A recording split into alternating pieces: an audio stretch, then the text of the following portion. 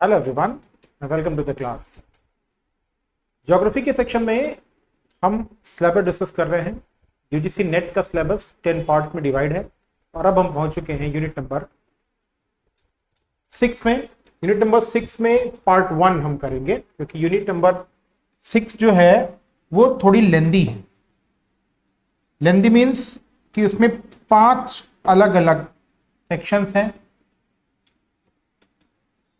और 5 अलग सेक्शंस को एक साथ के बजाय हमने 2 पार्ट में डिवाइड किया है।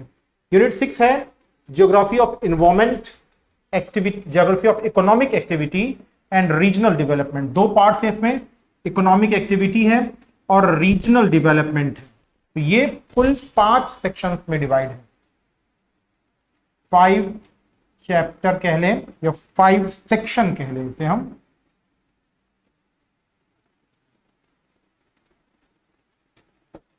5 सेक्शन है। अब ये 5 सेक्शन में पहला और दूसरा सेक्शन हम इस क्लास में डिस्कस कर रहे हैं। देखिए, पहला है इकोनॉमिक ज्योग्राफी यानी आर्थिक भूगोल। आर्थिक भूगोल का पहला चैप्टर या पहला पॉइंट क्या है? Factors affecting special organisation of economic activities. Hindi में इसे कहते हैं आर्थिक गतिविधियों की व्यवस्था को प्रभावित करने वाले कारक। और वो कौन कौन से कारक हैं, क्या कहेंगे इन्हें? जैसे प्राथमिक यानी प्राइमरी, द्वितीयक यानी सेकेंडरी और तृतीयक। प्राथमिक, द्वितीयक और तृतीयक गतिविधियां जिसे कहते हैं हम कार्य, या जिसे हम प्राइमरी, सेकेंडरी और टर्शरी एक्टिविटी कहते हैं, वो हम इसमें पढ़ना है। इसके अलावा चतुर्थक यानी क्वार्टरनरी एक्टिविटी, ये हमें पढ़ना है। The factors affecting special organisation of the economic activity यानी आर्थिक गतिविधियों की व्यवस्था को प्रभावित करने वाले स्थानीय कारक। फिर दूसरा आता है नेचुरल रिसोर्सेज। अब इस नेचुरल रिसोर्सेज में कौन कौन सी रिसोर्सेज आपको मिले हुए हैं? जैसे उनका क्लासिफिकेशन, डिस्ट्रीब्यूशन और एसोसिएटेड प्रॉब्लम्स। कौन कौन से पॉइंट्स हैं? क्लासिफिकेशन, आपको क्लासिफिकेशन पढ़ना है, उनका डिस्ट्रीब्यूशन पढ़ना है और प्रॉब्लम्स पढ़नी है। अब इस नेचुरल रिसोर्सेज में क्या है? मिनरल्स है नेचुरल रिसोर्सेज में, नेचुरल वेजिटेशन है नेचुरल रिसोर्सेज में, सॉइल है नेचुरल रिसोर्सेज में, वाटर रिसोर्स नेचुरल रिसोर्स है। ये सब क्या है? नेचुरल रिसोर्स हैं। तो इनकी जो क्लासिफिकेशन है, डिस्ट्रीब्यूशन और प्रॉब्लम्स आपको स्टडी करनी है।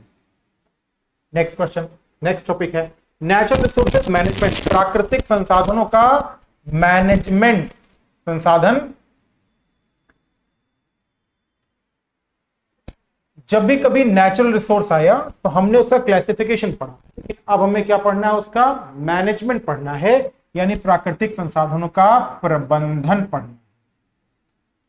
ठीक, अब प्रबंधन जब आएगा तो क्या आएगा इसमें?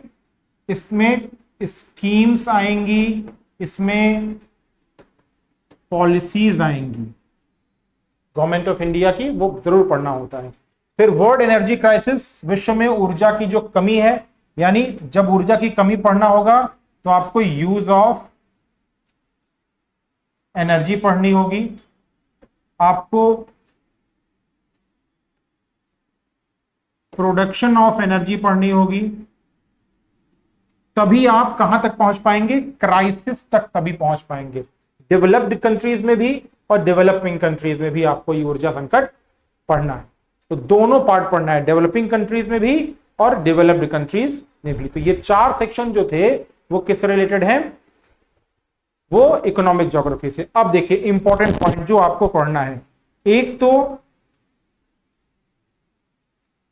करंट डेटा आपको यहां पर जरूर पता होना चाहिए। ठीक है, जैसे एनर्जी का डेटा हुआ, नेचुरल रिसोर्सेज के प्रोडक्शन का डेटा हुआ, एनर्जी का डेटा हुआ, तो आपको current data from current affairs current affair से आपको करंट डेटा यहां पर जरूर पता होना चाहिए, तो आप ज्यादा आसानी से इस टॉपिक को हैंडल कर सकते हैं। अब देखिए, फिर आता है एग्रीकल्चरल ज्योग्राफी। एग्रीकल्चरल ज्योग्राफी भी इकोनॉमिक ज्योग्राफी का एक इंपॉर्टेंट पॉइंट है। ठीक, अब देखते हैं उसका सिलेबस में क्या क्या है। पहला है भूमि क्षमता वर्गीकरण, यानी जो लैंड की कैपेबिलिटी है उसका क्लासिफिकेशन और भूमि उपयोग नियोजन यानी planning of land use planning आपको इसे पढ़ना है। दो इंपॉर्टेंट पॉइंट्स हैं इसमें, पहला तो लैंड कैपेबिलिटी का क्लासिफिकेशन और दूसरा लैंड यूज का जो प्लानिंग है। अब प्लानिंग जैसे ही आएगा वैसे ही आपको यहां पर पॉलिसीज एंड स्कीम्स आपको पढ़नी है, पॉलिसीज भी पढ़नी है और स्कीम्स भी पढ़नी है। फिर शस्य संयोजन विधि क्षेत्र का निरूपण, methods of delineating crop combination and regions. शस्य संयोजन, अब जब शस्य संयोजन आपको पढ़ना है, शस्य संयोजन की विधियां, ये बहुत इंपॉर्टेंट है शस्य संयोजन की विधि, लेकिन कुछ स्पेशल ही पढ़नी है आपको, जैसे वीबर, दोई और रफीउल्लाह, ये तीन लोगों की आपको पढ़नी है। वीबर की पढ़नी है, दोई की पढ़नी है और रफीउल्लाह की पढ़नी है।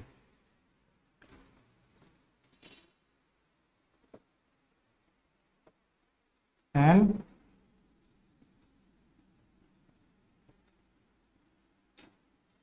रफीउल्लाह।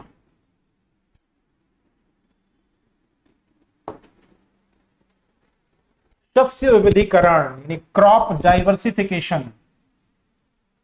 शस्य विविधीकरण या क्रॉप डाइवर्सिफिकेशन में क्या है, कितनी तरह की टाइप्स, रीजन, पैटर्न, ये याद रखना है आपको।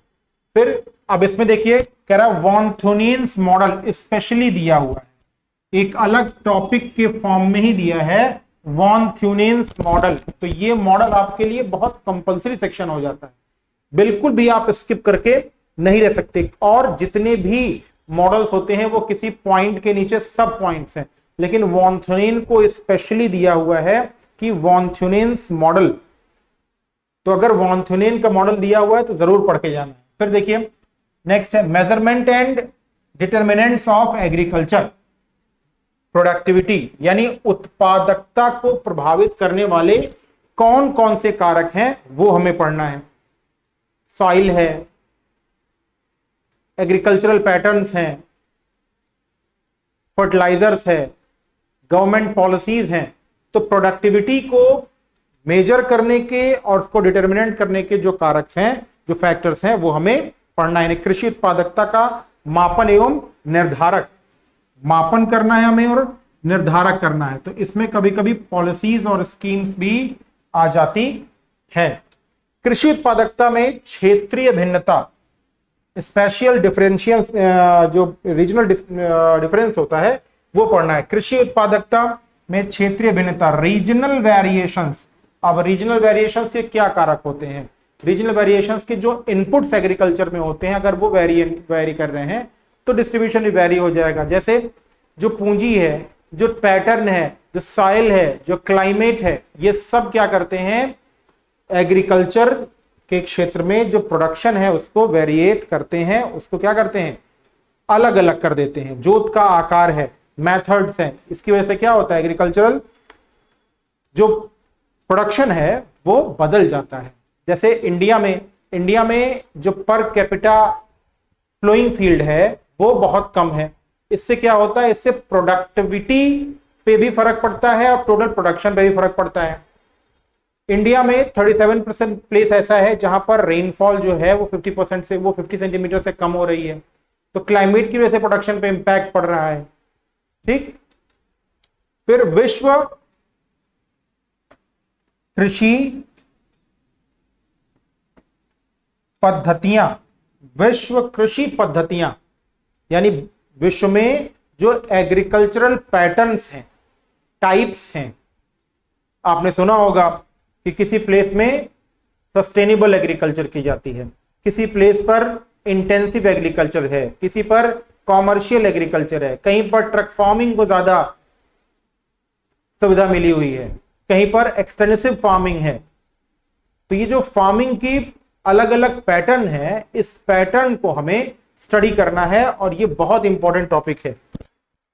एग्रीकल्चरल ज्योग्राफी में या तो प्रोडक्शन से क्वेश्चन पूछता है, या थ्योरीज से क्वेश्चन पूछता है, या ये जो एग्रीकल्चरल सिस्टम्स वर्ड में है, एग्रीकल्चरल पैटर्न्स वर्ड में है, इससे क्वेश्चन पूछता है। ठीक है, कभी कभी इसमें पॉलिसीज अगर किसी कंट्री की है तो वो भी एग्जामिनेशन में पूछ ली जाती हैं। तो ये एग्रीकल्चरल और आर्थिक यानी इकोनॉमिक ज्योग्राफी। इसके अलावा इसमें 3 सेक्शन ऑन है, जिसे एग्रीकल्चरल ज्योग्राफी यानी जिसे औद्योगिक ज्योग्राफी यानी कि इंडस्ट्रियल ज्योग्राफी, परिवहन और व्यापार भूगोल इन ट्रांसपोर्ट एंड कॉमर्शियल ज्योग्राफी, और जो 5th पार्ट यूनिट 6 का है उसे हम कहते हैं रीजनल ज्योग्राफी। जो 3 सेक्शन है वो हम अब अगले क्लास में स्टडी करेंगे। ठीक है, तो इस सेशन में इतना ही। आपका सिलेबस जानना आपके एग्जामिनेशन की पहली सीढ़ी है। अगर सिलेबस अच्छा जान रहे हैं, पूरे ढंग से पता है आपको, तो पढ़ाई थोड़ी आसान हो जाती है, कॉन्फिडेंस में आप ज्यादा रहते हैं। इस क्लास में इतना ही, गुड बाय।